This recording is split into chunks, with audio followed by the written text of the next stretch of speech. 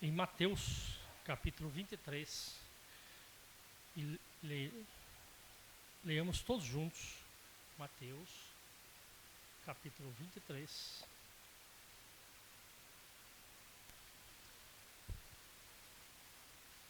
versos 27 e 28, somente esses dois versos, Mateus 23, 27 e 28, leamos todos mundo juntos. Ai de vós, escribas e fariseus, hipócritas, porque sois semelhante a sepulcros caídos, que por fora se mostram belos, mas interiormente estão cheios de ossos de mortos e de toda a imundícia. Assim também vós, exteriormente, pareceis justos aos homens, mas por dentro estáis cheios de hipocrisia e iniquidade. Assim como os irmãos estão, vamos orar. Senhor nosso Deus, gratos somos, Senhor, por mais esta oportunidade de estarmos na Tua casa para aprendermos da Tua palavra, Senhor. Ensina-nos, ó Pai, a compreendê-la. Ensina-nos, ó Pai, a entesourar no nosso coração as Tuas palavras. Porque a Tua palavra é a regra, é de fé e de prática. É regra para nós seguirmos, ó Deus, no nosso dia a dia. Fé porque acreditamos nela e prática porque temos que colocá-la no nosso dia a dia e também levar ela àqueles que não conhecem a Ti, ó Deus. Senhor nosso Deus, aqueles que estão aqui presentes, as famílias representadas, pedimos da Tua bênção toda especial. Aqueles que nos assistem, aqueles que assistirão depois, ó Pai, que verão essa live, pedimos que o Senhor os abençoe, aonde quer que estejam, ó Deus. Traga, ó Pai, alento ao coração, ao nosso coração aqui nesta noite. Estamos aqui para aprender de Ti, ó Pai. Ensina-nos com a porção da Tua palavra, Senhor. Faze de mim, ó Pai, um instrumento nas Tuas mãos, como um barro, ó Deus, na mão do oleiro. Pedimos a Ti tudo isso, agradecidos no nome santo do Teu Filho amado Jesus, nosso Senhor e Salvador. O estudo hoje, irmãos, realmente é um estudo, porque como é de costume, eu sempre trago muitos versículos para nós acompanharmos e lermos a palavra de Deus. O título do nosso estudo nessa noite, o que Jesus vê, que ninguém vê. Começamos lá lendo Gênesis 4, 3 a 7. O que Jesus viu, ou o próprio Deus, estavam lá a Trindade, viu em Caim, que as outras pessoas, ou nós, muitas vezes, passamos despercebidos e não vemos. Quero trazer para os irmãos aqui hoje uma meditação que vem do nosso interior. Por que os estados, a pergunta, caem? Por que o Império Babilônico caiu? Por que o Império Romano caiu? Por que a Igreja Católica, de certa forma, caiu? Por que nós, muitas vezes, caímos? Por que chegamos a este ponto? Os irmãos têm uma ideia ou não?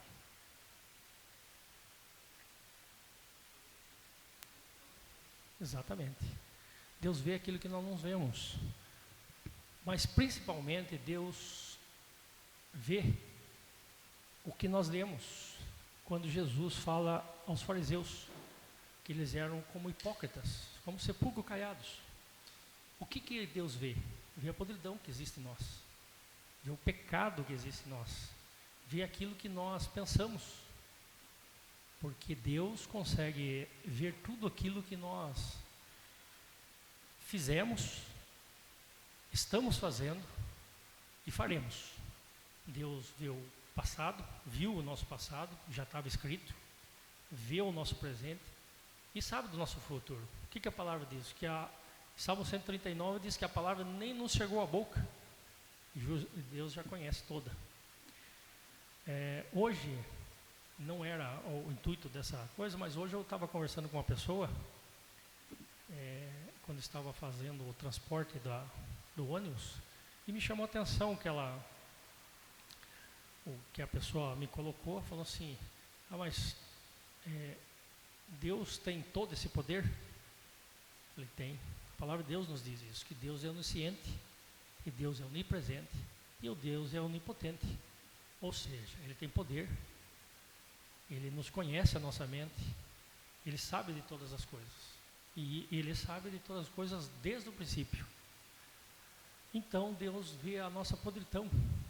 Por que eu fiz essas perguntas aos irmãos? Porque o Império Assírio caiu, o Império Babilônico, Roma caiu. Porque a podridão estava dentro deles, não estava fora. Quando Jesus fala aos fariseus que eles eram hipócritas, como sepulcro caiados, Deus via a podridão que estava dentro deles, a maldade que estava dentro deles. Quando Deus fala a Caim, que Caim estava com o mal batendo a porta, o que Deus estava falando com Caim? O mal está dentro de você, está no seu pensamento, no seu coração. E para os irmãos entenderem como nós estamos caídos e estamos maus, não são os governos que estão corruptos, os governos estão podres por dentro. A corrupção instalou-se de tal forma em todas as circunstâncias. E quando Jesus fala aos fariseus dessa forma, Jesus traz aquilo que o pecado trouxe ao mundo. A única pessoa que não tinha pecado no início da humanidade era Adão e Eva. Eles não tinham ainda a mancha do pecado, ou seja, eram puros. Mas quando eles deixaram seduzir-se pela serpente, o que a serpente fez? A serpente deu a fruta para que eles comessem? Se nós olhássemos lá, a serpente somente o instigou. Ou seja, colocou na mente deles, no coração deles, aquilo que eles próprios fizeram. Aquilo que eles próprios quiseram, ou seja, e deixar que o pecado, ou a podridão, ou a maldade, entendamos de que forma quisermos entender, ela entrou em nosso coração. É interessante que nós, se observarmos, o problema está no interior das pessoas, na cabeça das pessoas. Primeiro você, quando comete um suicídio, um homicídio, enfim, primeiro começa na cabeça. Primeiro se instala na cabeça da pessoa. A ideia central, Jesus, ele não olha a aparência. Quando Jesus conversa com aquela mulher samaritana, o que Jesus vê nela? Vê uma mulher samaritana? Vê uma mulher que tinha vários maridos, ou mesmo naquela época poderíamos dizer que era uma prostituta? Jesus via isso nela? Jesus viu o interior dela, sabia que ela poderia ser curada. Jesus, se nós observarmos a trajetória de Cristo, Jesus não veio aqui e fez como os judeus queriam, um estardalhaço, como um rei, um general, ou mesmo um governante, para colocar o povo judeu no seu pedestal. Jesus veio para mudar a nossa cabeça, o nosso coração. Por que nós nos convertemos? Os irmãos já fizeram essa pergunta? Em primeiro lugar, porque o Espírito Santo nos toca. Mas o mal ainda está dentro de nós. Ou nós nos convertemos e tornamos bonzinho do dia para a noite. Não, é um processo. O processo de santidade demora, leva tempo, leva uma certa... Quando aquela mulher foi perdoada por Cristo, ela melhorou dali para em diante? Não, certamente que não. É um processo que se instalou no coração dela, instalou-se na cabeça dela. E é o processo que instala na nossa cabeça. Quando Deus adverte Caim que o mal jaz à porta, cabe a ti dominá-lo, por quê? Porque o mal estava latejando na cabeça dele, no coração dele. Ou ele já tinha cometido homicídio contra Abel antes? Não. Ele já tinha cometido na sua cabeça, no seu coração, na sua mente, naquilo que ele podia fazer. E para nós vermos o quanto a sociedade está caindo e está caindo, eu trouxe aqui uma informação para os irmãos. Não sei se os irmãos já ouviram falar de um pastor batista. Até conversei com o Fabiano algum tempo atrás. Para ser preciso, acho que domingo passado atrás. O nome dele é Cliver Johnson. Ele tem 78 anos. É um irlandês. E ele estava aproximadamente 600 a 800 metros de uma clínica de aborto na Irlanda, que lá é liberado o aborto. E ele estava pregando João 3,16. Os irmãos lembram o que diz João 3,16? O Fabiano eu sei que sabe de cor, toda vez ele cita isso. Mas algum irmão lembra o que diz João 3,16? Pastor e o Fabiano não pode. Estudo bíblico para fazer, pastor, uma gincana. Lembra os irmãos? Dê uma ajuda aí, pastor. Vai, Fabiano. Então. Porque Deus amou o mundo de tal maneira... Não pode ler, Fernanda. Tenha dó de mim. Que deu seu Filho unigênito para que tudo que nele crê não pereça, mas tenha vida eterna. Cliver Johnson, ele estava simplesmente falando em João 3,16, que Deus amou o mundo de tal maneira,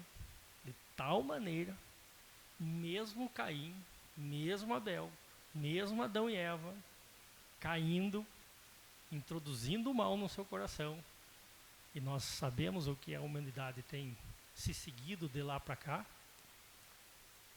Ele amou o mundo, só isso ele estava falando. E aí no testemunho dele, se os irmãos quiserem procurar na internet, de forma alguma ele falou contra o aborto. Ele só estava trazendo à luz que somente Cristo tem a salvação. Somente Cristo nos traz a salvação.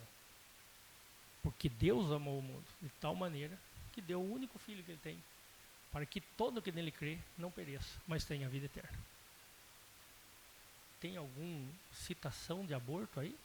E ele foi condenado na Irlanda. O processo ainda corre em justiça. E ele pode ser preso por aproximadamente 4 anos. Então, para os irmãos verem o quanto, quando eu falo, comecei a nossa estudo, dizendo que o mundo, por que a Babilônia caiu? Por que Roma caiu? Por que nós caímos? Porque o pecado está dentro, estava dentro de Roma, estava dentro do império, estava dentro de todos os impérios, e por isso eles caem. Porque a podridão, como disse Cristo aos fariseus, está de dentro, é de dentro para fora. Fora você pode ser bonito aos olhos das pessoas, pessoa inteligente, culta, abastada financeiramente, boas vestes, roupas de primeira qualidade, mansões, carros, mas se tiver um coração podre, é o que Cristo está dizendo ali, não adianta nada. Não adianta coisa alguma se nós estivermos com o nosso coração empodrecido, se nós estivermos com a nossa mente. Então o problema está no interior, seja no interior dos países governados, governantes, seja no interior da nossa casa, até da nossa própria igreja. Tudo cai se não estivermos olhando para essa podridão e deixando que Cristo nos limpe. Vamos lá em Jeremias, como eu sempre falo, que nós aqui é estudo bíblico e tem que ler a Bíblia. Jeremias 17:9. Quem encontrar, por favor, pode trazer para nós. Jeremias, capítulo 17, verso 9. Quem encontrou pode ler, por favor.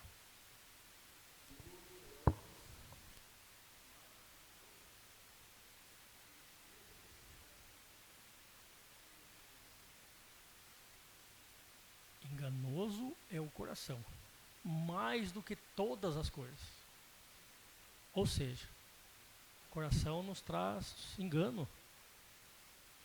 Ele é corrupto. Quem o conhecerá? Só tem uma pessoa que o conhece. Como nós citamos no início, a mulher samaritana, quem conhecia o coração dela? Só Cristo. Cristo conhecia. Sabia que ela poderia ser mudada. Cristo sabia do coração. É interessante que nós observarmos, os irmãos, Cristo escolheu os apóstolos de que forma? Os irmãos já pararam para pensar? Por que Cristo escolheu cada apóstolo? Escolheu ele porque ele era pescador? Escolheu Paulo porque era Paulo?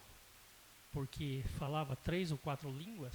Hebraico, romano, aramaico, provavelmente, na época, grego, judaico, né? A língua judaica. 4 ou 5 línguas.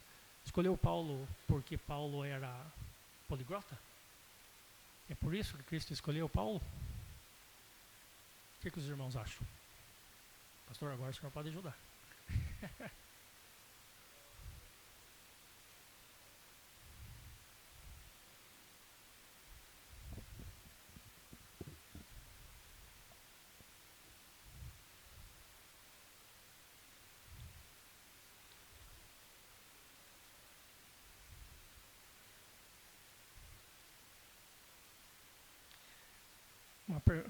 Porque Cristo conhecia ele, conhecia a mente.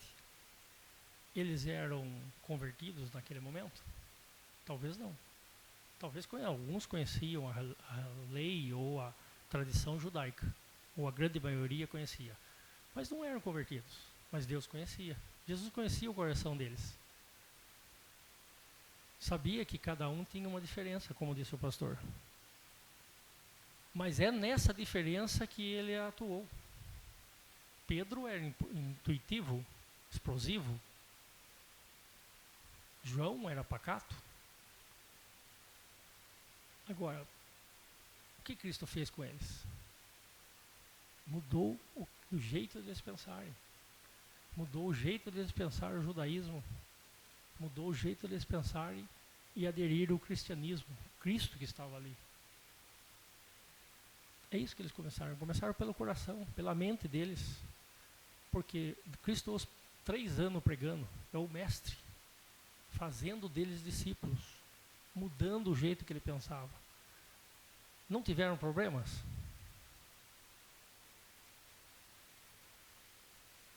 Bastante problemas. Mas qual era o ponto principal? A pregação do Evangelho. A mudança de vida das pessoas. A mudança daquilo que as pessoas sentiam no coração, em suas mentes, para transformar.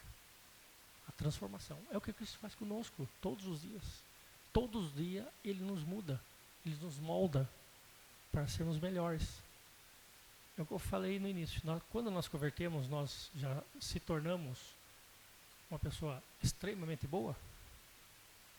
Não, nós fomos convertidos.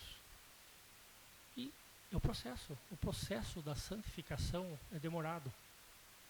Talvez nós levamos uma vida para nos santificarmos, ou pelo menos para estarmos mais parecidos com Cristo. E esse é o nosso alvo. Vamos ler lá, quem encontrar, por favor, Marcos 7, 21 e 23. Ali Jesus linka 13 coisas que contaminam o homem. 13. Você lembra do irmão que eu comecei a falar de Cristo no nosso outro estudo. E continuo aqui falando de Cristo. Marcos 7, 21 ao 23. Isso. Porque de dentro do coração dos homens é que procede os maus desígnios, a prostituição, os furtos, os homicídios, os adultérios, a avareza, as malícias, o dolo, a lascívia, a inveja, a blasfêmia, a soberba, a loucura. Ora, todos esses males vêm de dentro e contaminam o homem. Da onde que vem? Do coração. No coração. Quando eu falei de Caim, aonde estava o problema de Caim? No seu coração. Quando Davi olha para Betseba, aonde me veio a cabeça agora? Ele já tinha adulterado com ela?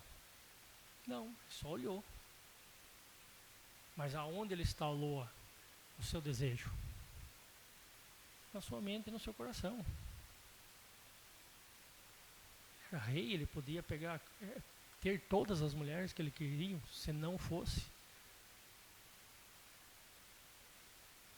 Nós observamos que quando Jesus cita aí em Marcos 13 coisas que contaminam o coração do homem: maus desígnios, prostituição, furto, homicídio, adultério, avareza, dolo. Ou seja, todos estão instalados dentro do nosso coração.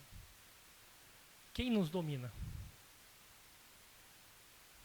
Para que nós não sejamos isso tudo que está em Marcos 7, 21 e 23. O Espírito Santo. Porque senão acontece que eu comecei o estudo. Todas as coisas estão instaladas dentro, seja do Estado, seja da nação, seja dos homens, seja do ser humano, está instalado dentro do coração. Todas essas coisas estão instaladas dentro do nosso coração. O que nos controla não somos nós. Não somos nós, acreditem os irmãos. É o Espírito Santo. Se o Espírito Santo não tiver nos guiando, nos confortando, nos dando direção, faremos essas coisas, mínimas ou máximas, mas faremos. Pode ter certeza. Com certeza nós faremos essas 13 coisas que Cristo elenca aqui em Marcos 21, 27. Vamos ler lá em Salmo 51, 6, quem puder encontrar.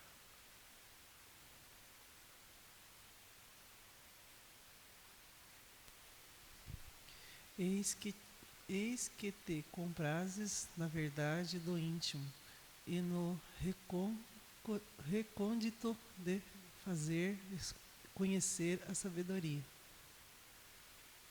Ou seja, está no nosso íntimo. O que significa? Salmo 51, 6. O que significa essa palavra, pastor? Está escondido, dentro, lá no íntimo, lá enraigado no nosso coração. Lógico, o coração aqui, a palavra de Deus usa coração com muita ênfase, porque naquele tempo entendia que do coração procediam os maus desígnios. E isso realmente é uma verdade. Porque está dentro de nós, não importa se é o coração, se é a mente, se é nosso fígado, nosso rim, todo o nosso ser foi contaminado com o pecado. Desde o primeiro, do fio de cabelo, que eu não tenho mais, até a unha do pé. Todo o nosso ser foi contaminado pelo pecado. Não pense que só o nosso coração foi contaminado, ou é só a nossa mente. Não, os nossos olhos. O que Cristo fala para aquele que olha impuramente para uma mulher? Já adulterou com ela. Então está nos nossos olhos também. Na nossa boca. O que Cristo fala sobre a nossa boca, a nossa língua? Que nós somos como víboras. Então, é só o coração? Não, todo o nosso ser. Desde a nossa planta do nosso pé até o nosso topo da nossa cabeça. Está contaminado o ser humano. Quando Caim, lá, ele entristece o coração, ou porque Deus aponta para ele: cuidado, o mal está aí com você. Se você der vazão, continuar dando vazão para esse mal que está em você aí, que está no seu coração, na sua mente, no seu ser, você vai ter problema. E não teve problema? O que aconteceu? Primeiro homicídio narrado na história. Caim mata Abel. Então, nosso ser está contaminado desde quando a serpente, ou o diabo, ou quer que seja, os irmãos queiram atribuir ao ser que colocou, instigou Adão e Eva a pecar. Desde aquele momento. Até aquele momento, Adão e Eva estavam puros. Não sabiam o que era. No entanto, que na sequência nós já conhecemos. Eles se esconderam. Deus não sabia onde eles estavam quando Deus pergunta para eles? Claro que sabia. Deus sabe todas as coisas. Óbvio que Deus sabia onde que eles estavam. Mas Deus queria vê-los. Queria ouvir o que eles tinham a dizer. Deus queria tirar da boca deles o que eles fizeram. No entanto, que o homem depois tenta fugir da sua responsabilidade.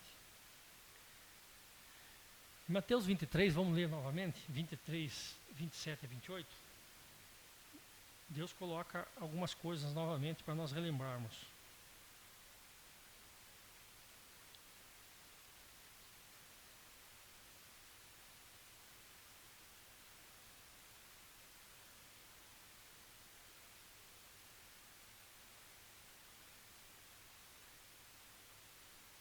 Vamos lá, quem leia de novo, Fernando, por favor.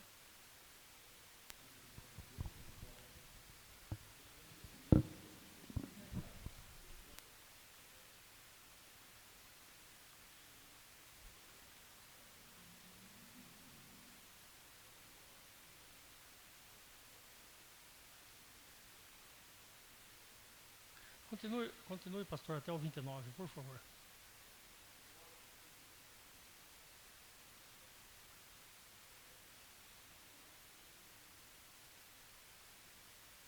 Ou seja, Jesus conhecia o que eles estavam pensando, sabia o que eles maquinavam no seu coração. Sabiam que todas as coisas que eles tinham feito ou faziam e queriam fazer, Jesus sabia que eles iam entregar a Cristo a condenação. Jesus é Deus? Claro que sabia. Então, quando Jesus os critica, ele não está falando só dos fariseus, está falando de nós. Somos hipócritas. A palavra de Deus diz que se nós não dissermos que não temos pecado, fazemos Deus de mentiroso. Lucas 18, 11 e 12, quem puder ler.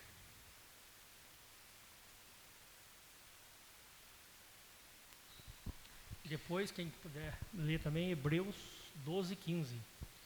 Se também Satanás estiver dividido contra si mesmo, como subsistirá o seu reino? Isto é porque dizeis que eu expulso os demônios por Beelzebul? Não, Lucas 18, 11 e 12. Lucas 18, 11 e 12.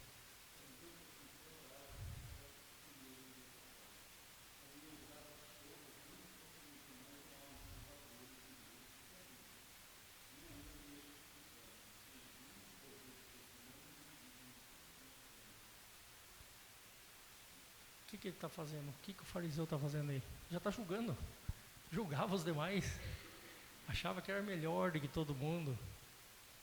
Nós não vivemos numa sociedade assim hoje?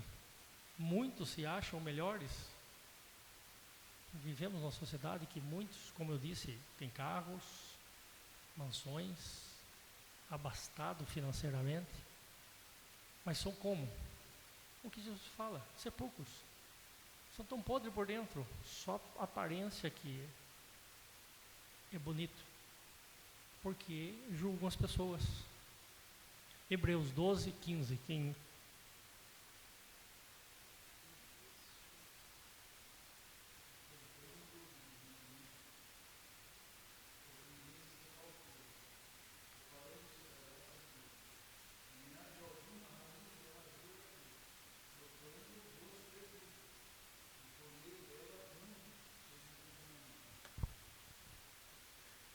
Aí Jesus está dando uma advertência a nós, que não sejamos, não tenhamos e não brotamos qualquer raiz de amargura. Ele está falando a mesma coisa que falou para Caim. Cuidado, não deixe que isso frutifique em seu coração.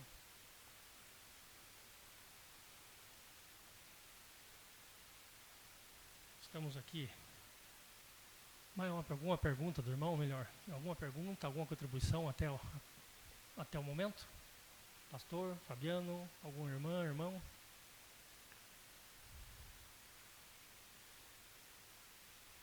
Salmo 119, 11.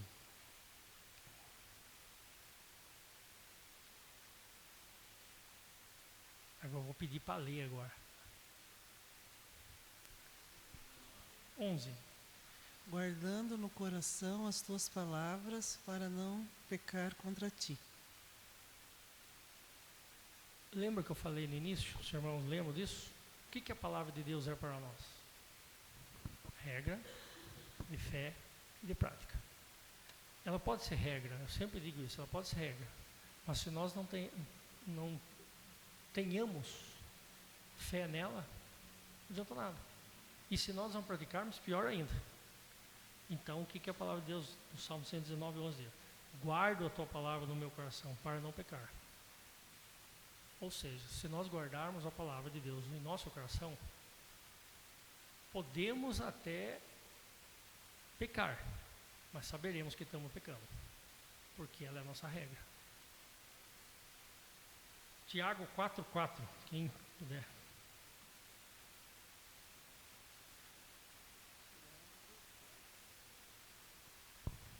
E Efésios 5:26. Tiago 4,4. Infiéis, não compreendeis que a amizade do mundo é a inimiga de Deus? Aquele, pois, que quiser ser amigo do mundo, constitui-se inimigo de Deus. Ou seja, se nós quisermos em nosso coração estarmos amigos deste mundo, como eu disse, caído, podre, com maldade, com insensatez, como diz lá em Lucas 13, Deus diz que tem dolo, inimizade, prostituição, porfia, pecado, enfim. Estaremos indo em contra a palavra de Deus? Não, estamos indo bem fora da palavra de Deus. Não tem nada a ver com a palavra de Deus, porque quem ama o mundo não consegue estar próximo da palavra de Deus. É impossível.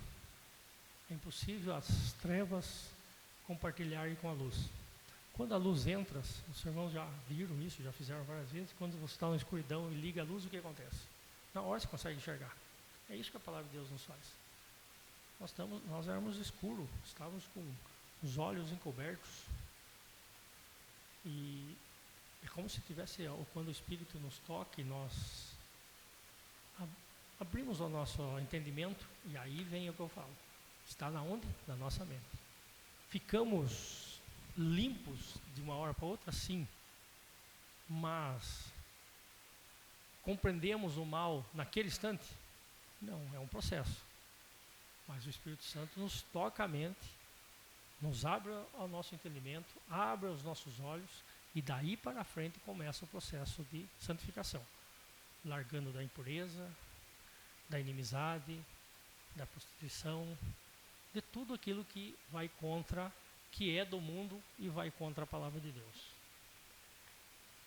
Efésios 5, quem pegou? 5:26.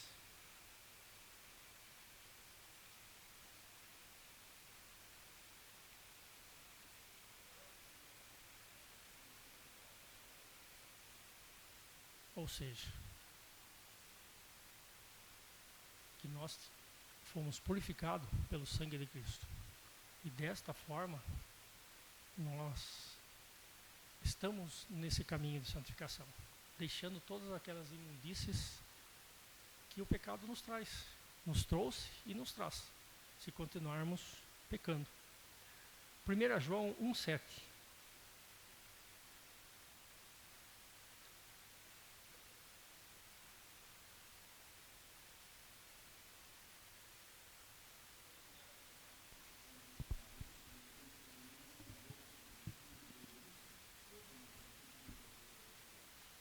Ou seja, se nós andarmos na luz, não tem como a gente estar na treva. Por mais que a gente caia, o Espírito Santo vai, que é luz, vai nos orientar e vai nos corrigir. Aquele que é de Deus não tem como estar nesse mundo, conformar-se com esse mundo e ver que esse mundo não está em podridão desde a entrada do pecado. Desde que o pecado entrou, o mundo está num processo, a mesma coisa de nós, num processo de podridão. Cada dia pior, cada dia mais horrendo. Ou seja, pastores não podem pregar a palavra de Deus, pastor sendo preso porque falou em João 3,16, porque estava perto de uma clínica de aborto, e as pessoas se sentiram constrangidas com isso. Esse é o mundo que nós vivemos e esse é o mundo que nós estamos.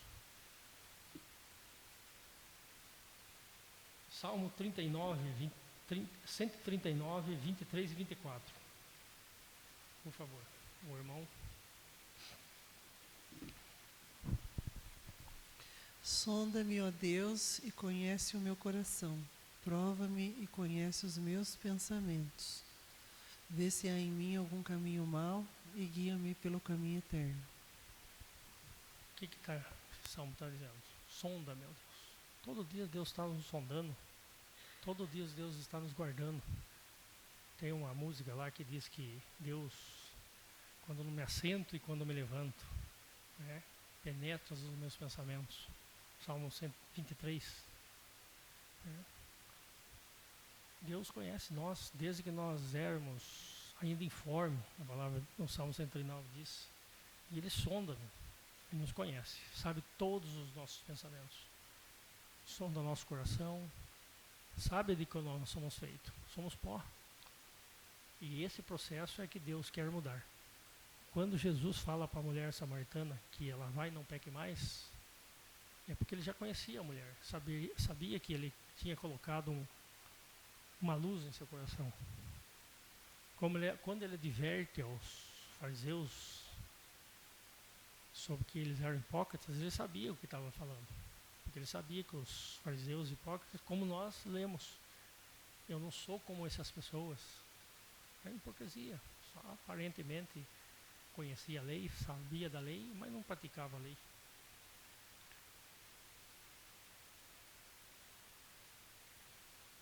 Não adianta a gente só tirar o lixo que está dentro de nós, não pensarmos em coisas boas.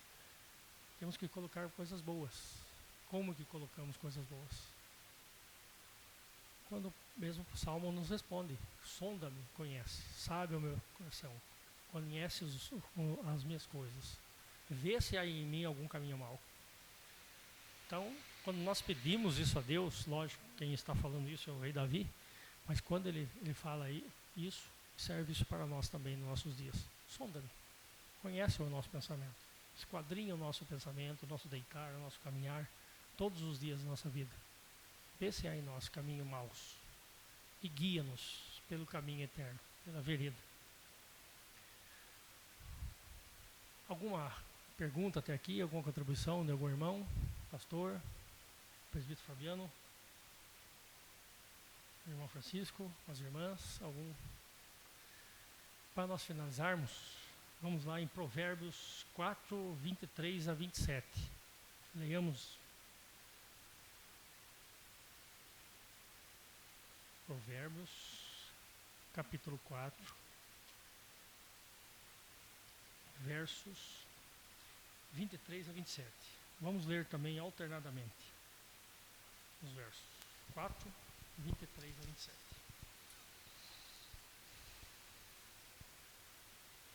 Sobre tudo que deve guardar, guarda o coração, porque dele procede a fonte da vida. Desvia de ti a falsidade da boca e afasta de ti a perversidade dos lábios. Os teus olhos olhem direito e as tuas pálpebras diretamente diante de ti. Pondera a vereda dos teus pés e todos os teus caminhos sejam retos. Todo mundo junto. Não declines nem para a direita, nem para a esquerda. Retira o teu pé do mal. que Provérbios está dizendo aí? Que tudo guarde o nosso coração.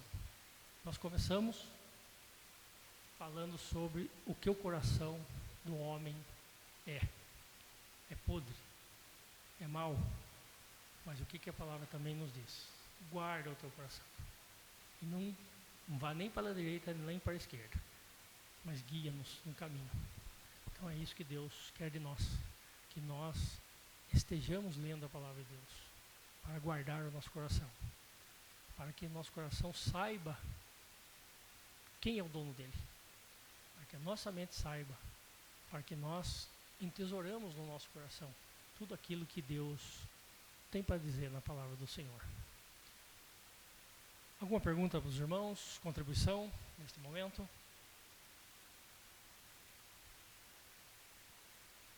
Se não, agradeço aos irmãos que nos assistiram pela live, aos irmãos que estão aqui na igreja. Que Deus nos abençoe no restante da semana.